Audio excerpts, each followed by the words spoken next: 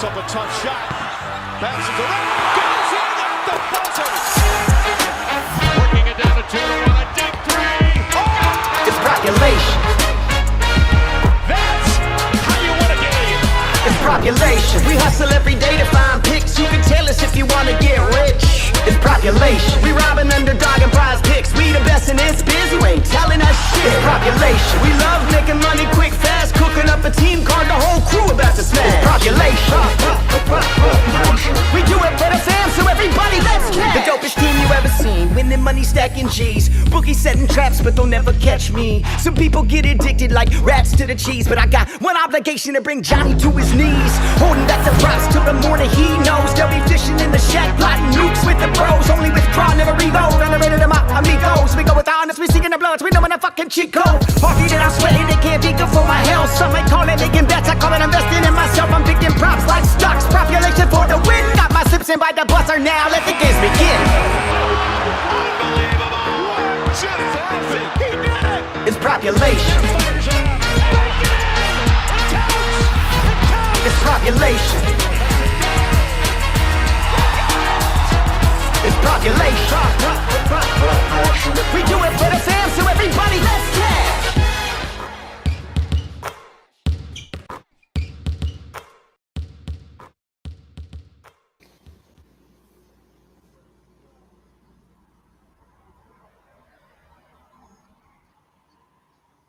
All right, we are live.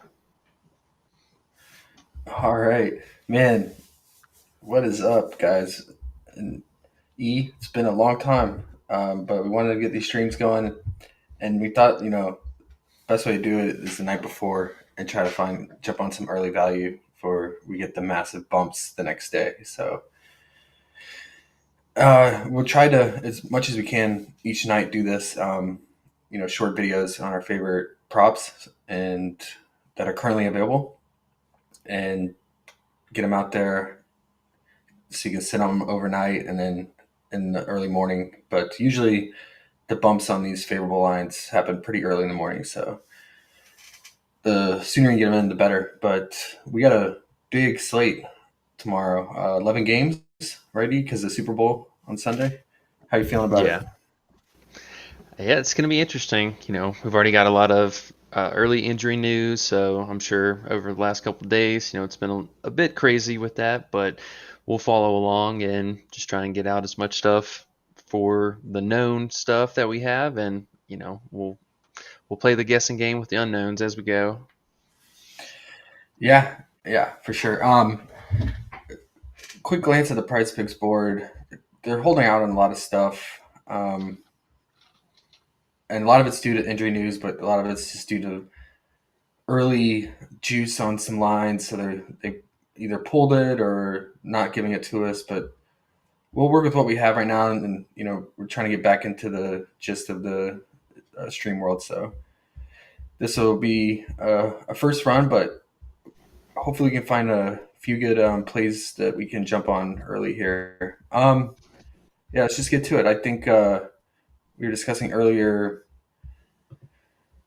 definitely we like attacking the Spurs. They give up, overall as a team, second most rebounds, second most overall team assists, and the most points in the paint, especially to centers.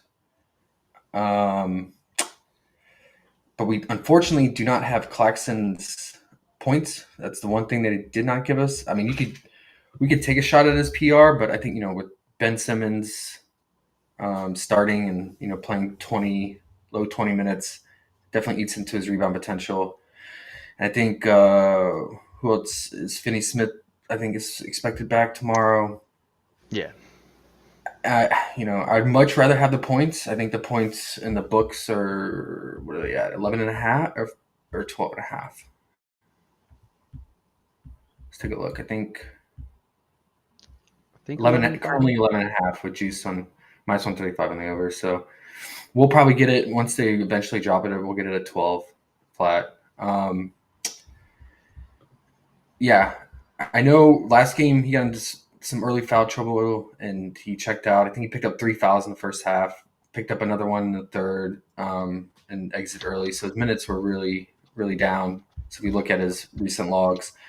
But I mean, we've been attacking centers against the Spurs pretty much all season. So yeah, I definitely like his scoring potential here. Obviously, he definitely has fantasy potential as well. So I'd look out for his fantasy prop. I think, he's been around what, 37, 38 and a half. I would still like it there in this matchup. But yeah, I mean, right now his first half PRA is not bad, but you just always got to worry about the early foul trouble here. Um, but if he could stay out of foul trouble and not foul Wemba, it's a pretty good spot here for him. And then we also talked about let's talk about Franz for a bit and the Magic here. They did not give us, unfortunately, Bankero's RA because it's like heavy juice on the over right now for the 12.5. But Franz is actually leading in assist potentials lately. Last game he led with 9 potential assists, and everyone else was pretty much around 5. And he finished with 7. And his rebound potentials last game were pretty solid too. He was second behind Bankero at 77% rebound chance. But the Bulls tend to give up more rebounds to power forward. I think they're giving up like the second most recently, third most rebounds to the power forward spot. Big reason probably why we don't have Bankero's rebound prop either. But I think Francis RA could definitely take a shot at it. It's not the most ideal game environment in terms of pace with the Bulls and the Magic overall, but I still like that line being at 8.5. And then speaking of RA, I think the Thunder here against the Mavs. I know Gafford has joined the Mavs, but we saw with the Wizards, Gafford still gave up a ton of offensive rebounds and rebounds in general.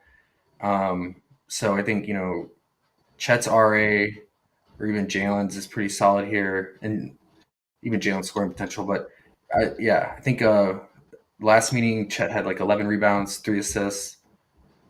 So that RA is pretty solid. But I want his fantasy for sure. So definitely look out for that if it's around 38. He has massive block upside here in this matchup. What else do you like here, E? Yeah, so I mean, this should be a pretty great spot for Luca. He had himself a really good game with triple double, but with a 36, 15, and 8 stat line. Kind of take a little bit of that with a grain of salt. Kyrie was out, but it is Luca at home, and OKC still kind of struggling to defend the three and get also allowing quite a few free throws. So a few things that Luca does pretty well. I am really curious to see if one, if Gafford plays tomorrow, and then two, if they give us his first half fantasy. I think PrizePicks could actually lower that down with him being on the newer team. Mm-hmm. More than likely, we probably won't get it at all, but if we do, that's going to be something very, very appealing. I think Derek Lively had 7 blocks against them.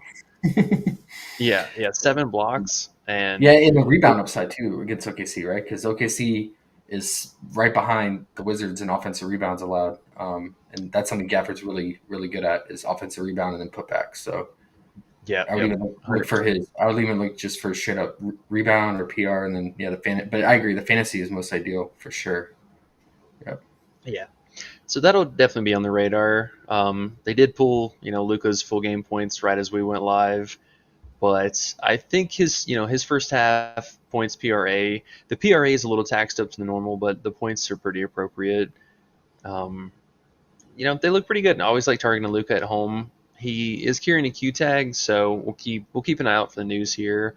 But this team, for the most part, we should have all the news, and the only difference would be if Gafford starts or not.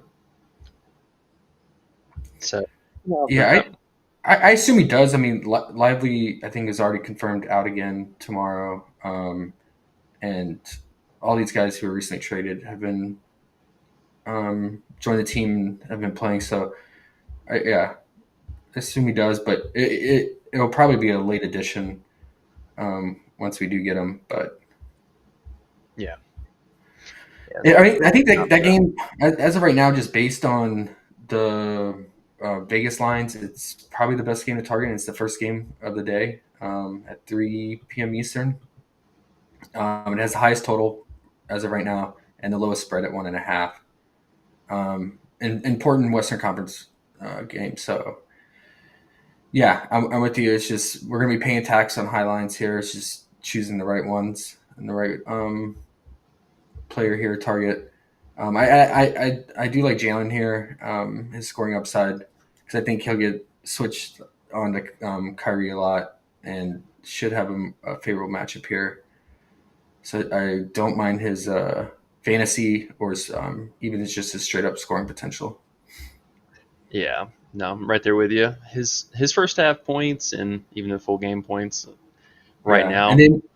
and then if once we get Luca's free throw prop, I mean this should be free throw heaven form here against OKC, who all year has been top three in fouls, shooting fouls. So I guess what line would we want? I mean, we'd want probably he's probably going to open at what 7.5, 8.5.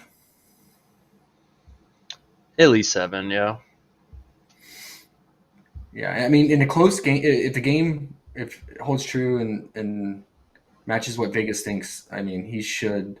And it goes the full distance. I mean, should have ample opportunities to get to the free throw line in this matchup. Yeah, And I really hope. depending on who the refs are and being at home. So Yeah, hopefully with him actually coming up short the last 3 games in a row, they'll keep it somewhat in check. I would ideally, like I said, 7 flat would be amazing, but we'll see how they react to it. yeah, yeah. Um, and then you mentioned Mikel's assist at 3.5. I know Ben is there and DSJ, and then I guess they added Schroeder, but it's you couldn't ask for a better spot against the Spurs, who were like top in assists allowed. Um, would you still be willing to go for it if we have Yeah, say? I guess if with Schroeder now, I mean, they could use Schroeder as the backup point guard, and DSJ doesn't have to run point anymore, so they could essentially put Ben back at the 4 and start either Schroeder or DSJ. So then there's a lot of playmakers there. yeah. Thinking about that, it's something I think we just taking it in the blind is a risk. It could be a high risk, high reward, but they could pull a fast one on us with DSJ or with Finney Smith coming back. If they decide to start him with the starting five, we need to see, are they in fact going to start Ben back at the 1, or are they going to slide him back to say like the 3 or the 4 or something? Ideally, we want Ben at the 4. That's where he's a unicorn. But this Mm-hmm. last game, Mm-hmm. no, this last game, him starting at the 1, that was awful, like It absolutely was awful. it was so bad. He got the Draymond Green treatment where he would just bring it up and the defense just sagged into the paint, and they knew he wasn't going to shoot. So it just forced him to pass to someone at the high post with their back to the basket, and then they would pass it off as a secondary pass and get the assist. So it just destroyed his assist potential. Absolutely, absolutely agree. So I mean, with that said, I mean, yeah, I would look out for the lineups. I mean, if Schroeder or DSJ actually starts and we get Ben at the 4, you could actually consider him. But that was rough. That was rough because I know his RA was very popular that day, and especially when it was announced that he was starting without any point guard. But then actually seeing how it went down, yeah, I'll wait and see. But I mean, this is a great game environment for assists for Brooklyn here. And yeah, I'm gonna stick to a rule and go with Claxton here. And once we get the points, um, definitely we'll go with that. It'll probably be 6.5 points first half and 12 points full game. So once we do get it. Yeah, and if they don't put too much tax on his first half fantasy, the opposing whoever plays against Wimby, they've been racking up some blocks and stocks against him, and he's still turning it over quite a bit on the road. So as long as they don't take him way up, I think he was like 19 or almost even 20 fantasy last game. So that was a little bit of a stretch, but I think the scoring upside is going to be the most direct, and if we can get that sweet dunk prop, we're going to be looking out for that. Oh man, yeah, I doubt we get it. I don't know how many times they can get burned by that. They started getting more stingy on the dunk props. I noticed at least today, but yeah, for sure I would slam that if we got it. Um, and then was there any others that we wanted to talk about?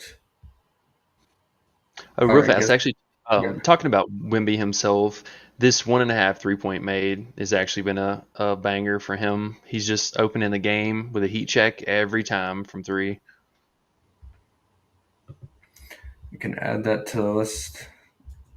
I know, And, yeah, Brook- for sure. and Brooklyn's still, top five, top 10, threes allowed, threes, all that good stuff. Yeah. Um, cool. I think solid four there. Unfortunately, they're really holding out on some favorable props tonight. Thought there'd be a lot more to how many games there were, but yeah, they're restricting it big time. Um, but yeah, like I said, Jones fantasy number one, but I think the points right now is pretty solid. I bet that'll bump just due to his history and the game total, but we'll see.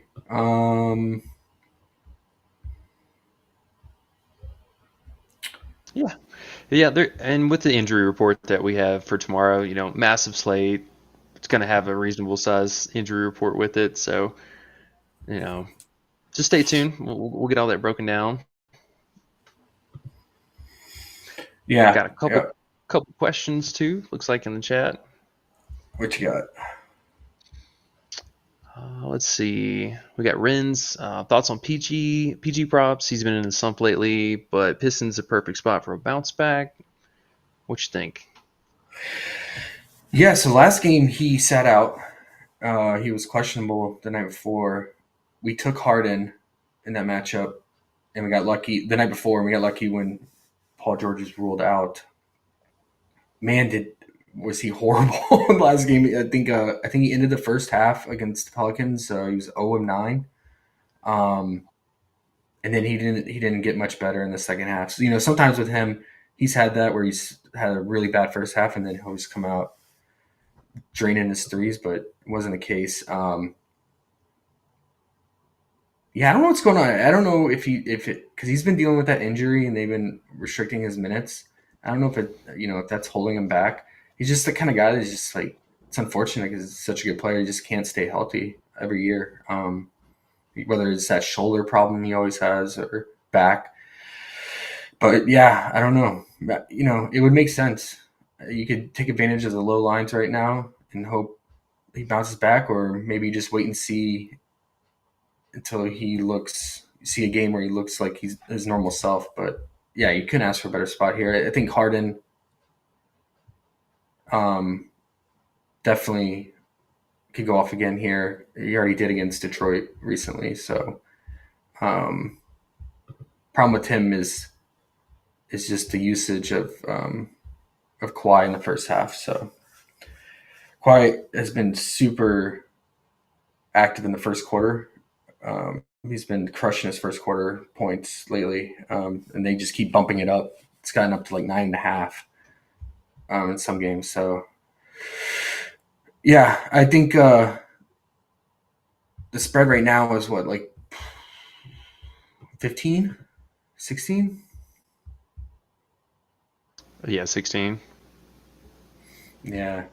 See, what I like about taking Harden is he plays just the sheer minutes he plays, and especially in the second half, he'll play basically 9.5 minutes, 9 to 10 minutes, and then he'll check back in to start the fourth, and he'll play the entire fourth. Um, so I always just like to take his full game props for that reason, but you just got to worry about blowout here. Detroit's played a lot of games recently, Yes, they have. and yeah, they. I mean, with that said, Cade, he had a weird rotation in the first half. Some unrated brought up he wanted his under PRA. He had a weird rotation in the first half. It was like they were wanted to backload his minutes. Yeah, I he ended up playing 39 minutes, but a lot of that majority of it was in the fourth quarter here. I just think with just Ivy's usage has just been it's been crazy high, and he's been shooting so well. But if he gets in any kind of slump, then Cade could pick up the slack. But if you think it blows out, you could definitely consider that PRA under. And Cade's still trying to get his legs under him. So, but they have, with Bojan gone, they have some key guys gone, and Burks, like, he could definitely pick up the slack. Have to look into that more, but something to consider playing the blowout potential too. But yeah, Paul George, I think all of them, it's Detroit, all of them are live for sure. I look out for Kawhi's first quarter points. I think, let's see, is it going to be 6.5 or 8.5? Let's see, first quarter. They got it at 7.5 right now, minus 130. Yeah, I forget that. I don't mind that at all. He's had the highest shot volume in the first quarter lately, as like Paul George's minutes have been down and not as productive. And the first quarter props, we always get those in the morning, but yeah, and he's been playing the entire first quarter ever since January.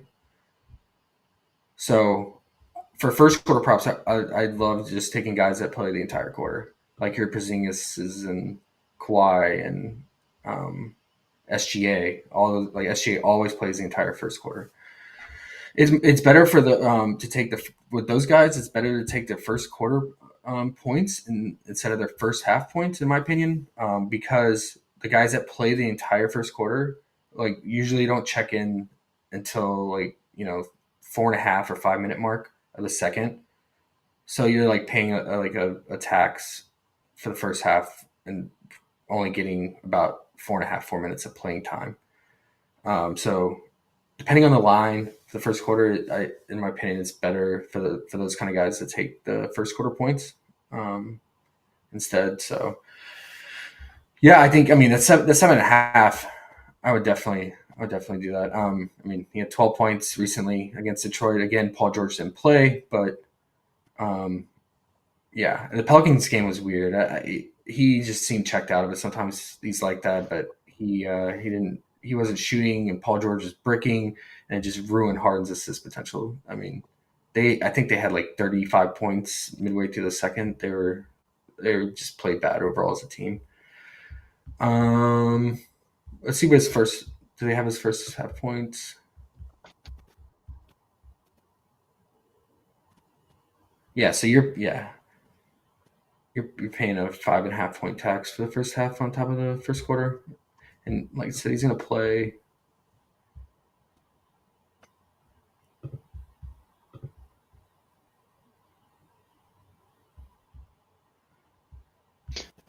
Didn't just real fast? Didn't Thompson start at the 4 last game? Which Azar Thompson? Yeah, for Detroit. Mm-hmm.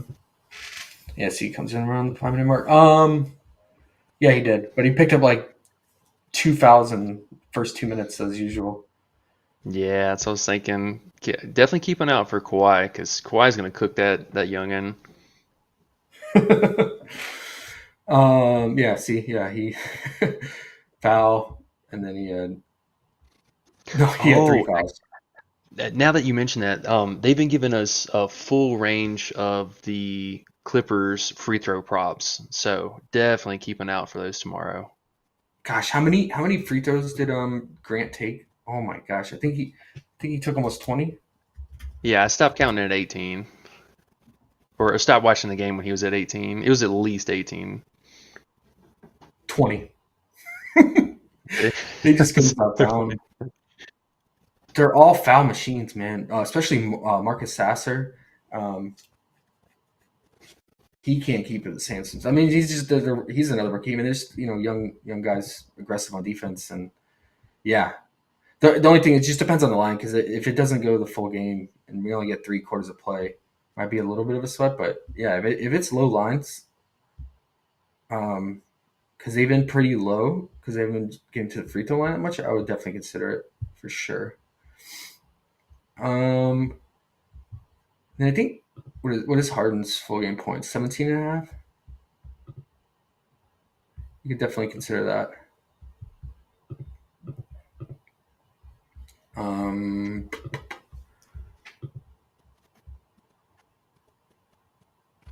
Yep, I'm with it. And any interest in tomorrow, Zubac? Do we have props for him? I don't think so. No. We do actually. What do we have? His first half? Oh, the first half, yeah, 10 PRA flat. It's not bad. He looked like he was looked like his old self, because he came back from injury and he played like shit against Miami, but he's starting to look like his old self in the Pelicans game. So I don't mind that. Yeah, I mean, Duran's an awful defender. He's a great scoring center, but yeah, he has one of the worst defensive ratings as a center. yeah, and he for me also will be another center first half fantasy. I'm gonna be looking out for because he could have a block party against Duran.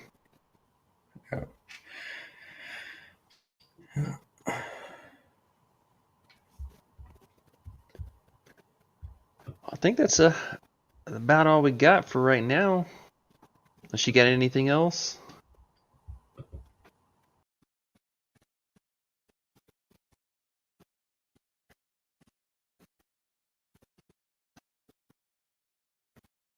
Oh, well, I think Josh had to step away for just a moment. But keeping out for, the start times tomorrow, we're going to have games basically going off all day. Um, there's a lot of injury news, a lot of things to keep up with. So we will also be tracking that, making moves as we get info in. Um, yeah, it should be fun. Super excited. Glad that we're back streaming here again. And if you guys could just do us also a solid at some point, make sure to hit that like, subscribe down below. I believe we got the Discord link as well in the channel. If not, we will definitely get that in the comments.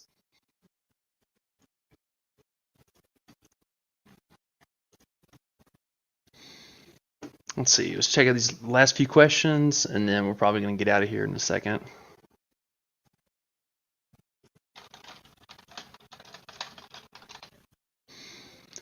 Yeah, Ivy and Sasser usage. Yeah, Sasser for sure has been the usage monster off the bench. I mean, he just had 12 assists this last game, so the guy is definitely involved in playmaking. My bad. I had an important phone call. No, you're good, bud. Oh, are you still answering questions while you do that? I was gonna go over a couple Super Bowl plays since we won't stream tomorrow. Yeah, I just wrapped up on those. If you want to hit on these, and then we'll get outy. Um, yeah, I mean, Pacheco, probably one of my favorite props for the NFL, just due to how much they rely on him, and the 49ers are really struggling to stop the run. And yeah, I mean, I think the game, should stay close and they should be playing from behind. And yeah, I definitely like his rush yards with how much the 49ers are struggling defensively. And then, unfortunately, I wanted field goals made for Moody, but they're not giving it to us. I wanted to go under. He's a rookie in a big game, and he's just been awful all season. His field goal percentage from 40 plus yards is so bad. But I might consider under his fantasy score. The only problem is if the Chiefs defense being so stout, if they stop the 49ers a lot and he gets a lot of short yardage field goals, that could be a problem. But just due to him not being able to hit long range field goals and Kyle Shanahan not really trusting him for those long range attempts, that really hurts his fantasy potential. So I don't mind the under on that. And I always like Debo in big games. He should be rocking his black Air Force Ones, and when he does that the game before he goes off, so either his fantasy or his straight up receiving yards. I don't mind. Anything for this, or have you not looked into it? Nah, it's gonna be a spectator day for me. Just make sure you guys get in that Mahomes discount. Oh, I yeah. think there's Yeah, like a passing yards or something. Yeah. yeah. Should be good. Yeah. So I think we went over all what we had available, and then what we're looking out for tomorrow. So definitely a lot of fantasy props to look out for, like Gafford and Chet and Jalen Williams for sure. There's a key fantasy I would look out for.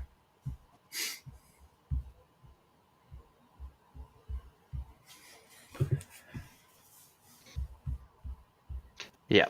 It's a huge slate, so just pray they give us lines early.